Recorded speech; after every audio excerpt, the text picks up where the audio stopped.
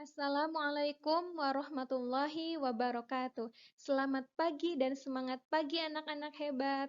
Bagaimana kabarnya hari ini? Semoga selalu sehat dan tetap semangat. Hari ini kita akan membahas tentang sistem gerak pada manusia. Bagian pertama yaitu tentang sistem rangka. Nah, apa saja yang menyusun sistem gerak manusia dan juga apa saja bagian-bagian dari rangka manusia? Mari kita bahas. Untuk tujuan pembelajarannya yaitu yang pertama dapat mengidentifikasi jenis tulang penyusun sistem gerak manusia. Yang kedua, mengidentifikasi struktur tulang secara umum. Yang ketiga, mengidentifikasi jenis-jenis tulang. Dan yang keempat, mengidentifikasi proses pembentukan tulang. Coba perhatikan gambar tenda berikut. Di sini ada gambar tenda. Untuk tenda yang pertama, tendanya tidak dapat berdiri dengan tegak. Sedangkan tenda yang kedua dapat berdiri dengan tegak.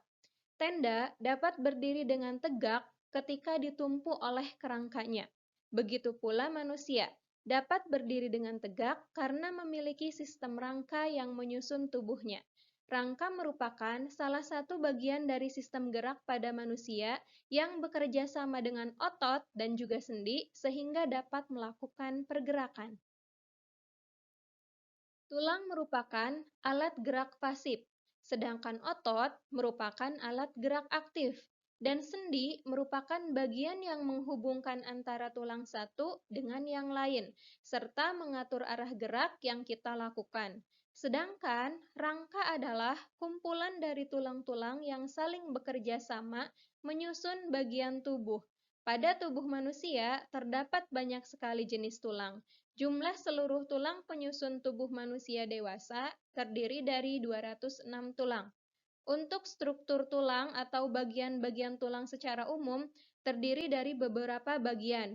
Di antaranya ada bagian epifisis, diafisis, artikulasi, cakra epifisis, dan tulang spons untuk bagian epifisis. Sedangkan pada bagian diafisis terdapat rongga sumsum tulang, endostem, periostem, dan juga di ujung tulang terdapat artikulasi. Fungsi tulang bagi tubuh manusia ada 5 fungsi utama. Yang pertama yaitu memberikan bentuk dan menopang tubuh. Yang kedua, melindungi organ dalam. Misalnya, tulang rusuk melindungi jantung dan paru-paru. Tulang tengkorak melindungi otak. Pada jenis tulang tertentu, seperti tulang paha, tulang juga berfungsi sebagai pembentukan sel darah.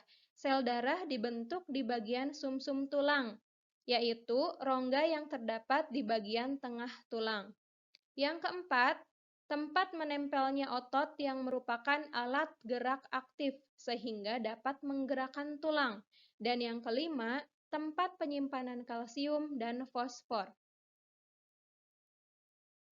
Sistem rangka manusia terbagi menjadi dua, yaitu rangka aksial dan rangka apendikular. Rangka aksial merupakan rangka yang melindungi organ tubuh bagian dalam, sedangkan rangka apendikular merupakan rangka tubuh yang berfungsi untuk melakukan pergerakan. Rangka aksial dibagi menjadi 4 bagian. Yang pertama, tulang tengkorak. Yang kedua, tulang belakang. Yang ketiga, tulang rusuk. Dan yang keempat, tulang dada. Sedangkan rangka apendikular terbagi menjadi 2 bagian utama, yaitu tulang anggota gerak atas, di antaranya tulang lengan dan gelang bahu. Dan yang kedua, tulang anggota gerak bawah, yang terdiri dari tulang kaki dan gelang panggul. Ini merupakan bagian-bagian dari rangka aksial.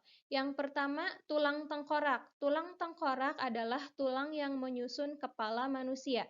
Terdiri dari beberapa bagian, di antaranya tulang baji, tulang dahi, tulang air mata, tulang hidung, tulang pipi, tulang rahang atas, tulang lidah, tulang rahang bawah, tulang kepala belakang, tulang pelipis, dan tulang ubun-ubun. Yang kedua, tulang belakang. Tulang belakang tersusun atas 7 ruas tulang leher, 12 ruas tulang punggung, 5 ruas tulang pinggang, 5 ruas tulang kelangkang, dan 4 ruas tulang ekor. Sedangkan untuk tulang rusuk terdiri atas tulang rusuk sejati berjumlah 7 pasang, tulang rusuk palsu berjumlah 3 pasang, tulang rusuk melayang berjumlah 2 pasang. Dan yang terakhir adalah tulang dada. Tulang dada terbagi menjadi 3 bagian, yaitu tulang hulu atau tulang kepala dada. Yang kedua ada tulang badan, dan yang ketiga tulang pedang-pedangan. Sedangkan untuk rangka apendikular terbagi menjadi tulang anggota gerak atas, yaitu ada tulang lengan dan tulang gelang bahu. Tulang lengan terdiri atas tulang lengan atas, tulang pengumpil, tulang hasta, tulang pergelangan tangan, dan tulang jari-jari tangan. Untuk tulang gelang bahu terdiri dari tulang selangka dan tulang belikat. Sedangkan tulang anggota gerak bawah terdiri atas tulang gelang panggul yang terdiri dari tulang usus, tulang kemaluan, dan tulang duduk. Dan yang terakhir, tulang kaki tersusun atas tulang paha, tulang tempurung lutut, tulang betis, tulang kering, tulang pergelangan kaki, dan tulang jari-jari kaki. Macam-macam tulang berdasarkan bentuknya. Terbagi menjadi 4. Yang pertama, tulang pipa. Tulang pipa yaitu tulang yang berbentuk tabung dan pada umumnya berongga. Contohnya, tulang betis, tulang paha, tulang kering, tulang hasta, dan tulang pengumpil. Yang kedua, tulang pipih, yaitu tulang yang tersusun atas 2 lempeng tulang kompak dan tulang spons. Di dalamnya terdapat sumsum tulang. Fungsinya sebagai penyusun dinding rongga, pelindung, dan penguat. Contohnya tulang dada, tulang belikat, dan tulang tengkorak. Yang ketiga, tulang pendek, yaitu tulang yang berbentuk kubus, bulat kecil, atau palu. Contohnya tulang pergelangan tangan dan kaki, tulang telapak tangan dan kaki, serta tulang ruas-ruas tulang belakang. Yang keempat, tulang tidak beraturan, yaitu tulang yang bentuknya tidak berbentuk pipa, pipih, maupun pendek. Contohnya, tulang wajah, tulang rahang, tulang belakang, dan tulang pinggul. Ini merupakan contoh dari tulang pipa, tulang pendek, tulang pipih, dan juga tulang tak beraturan. Untuk tulang pipa, contohnya adalah tulang hasta. Untuk tulang pendek, contohnya tulang yang terdapat pada ruas-ruas tulang belakang. Untuk tulang pipih, contohnya adalah tulang belikat. Dan untuk tulang tak beraturan, contohnya adalah tulang wajah. Proses pembentukan tulang. Tulang yang ada di tubuh kita merupakan suatu benda yang keras. Meskipun demikian, tulang bukan suatu benda yang memiliki ukuran tetap, tetapi terus tumbuh. Beberapa bulan sebelum kita dilahirkan, tulang kita tersusun atas tulang rawan atau yang disebut kartilago. Secara bertahap, tulang rawan akan berkembang menjadi tulang keras. Akan tetapi, pada perkembangannya tidak semua tulang rawan pada tubuh manusia menjadi keras.